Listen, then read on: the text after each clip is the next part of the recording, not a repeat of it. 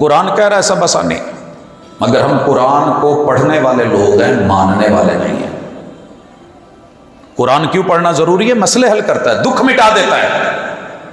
آئیے یہ ذرا چیک کریں اس آیت کا اسلوب، یسألونک ماذا ينفقون، پوچھتے ہیں کہ کیا خرچ کریں، کیا کا جواب کیا ہوتا ہے؟ مثلا اگر سوال یہ ہو کہ گھر میں آج کیا پکنا چاہیے تو آپ کیا کہیں گے؟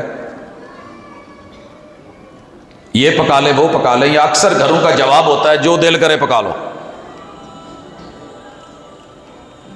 خرچ کیا کریں؟ ماذا ينفقون، جواب کیا دیا؟ قل ما انفقتم من خیر، جو اچھا لگے کر دو، بھلائی ہونی چاہیے، اچھا ہونا چاہیے، خرچ کریں۔ فللوالدین، کیا مطلب ہے یہاں للوالدین؟ لیکن خرچ کرنے میں پہلا مقام، پہلا رتبہ، پہلا سٹیٹس خدمت میں، دینے میں، عطا کرنے میں، ہاتھ پہ رکھنے میں، آگے بڑھانے میں، وہ ماں باپ کا ہے۔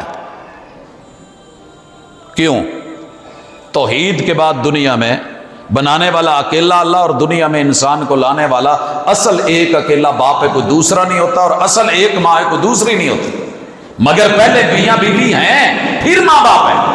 میاں بیوی کے بغیر ماں باپ بنے تو یہ سٹیٹس نہیں ملنے والا، لہٰذا پہلے میاں بیوی کو معزز کرو، قرآن کو عزت ملے گی، رحمان کو عزت ملے گی، اس معاشرے کو عزت ملے گی، خلافت کو عزت ملے گی، گھر جنت نما ہوگا۔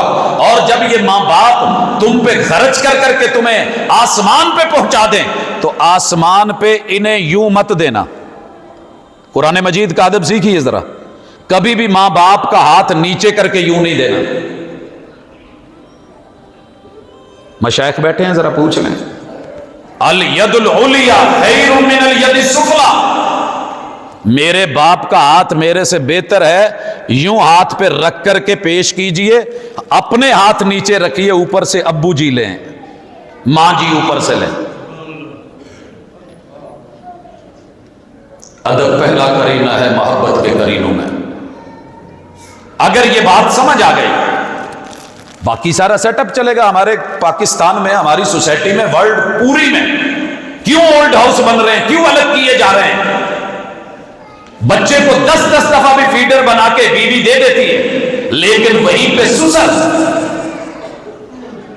جو شوگر پیشنٹ ہے، کبھی قرآن بیٹی نے پڑھا ہوتا، بہو نے پڑھا ہوتا تو آج آسانی ہوتی، پڑھا تو سب نے ہے۔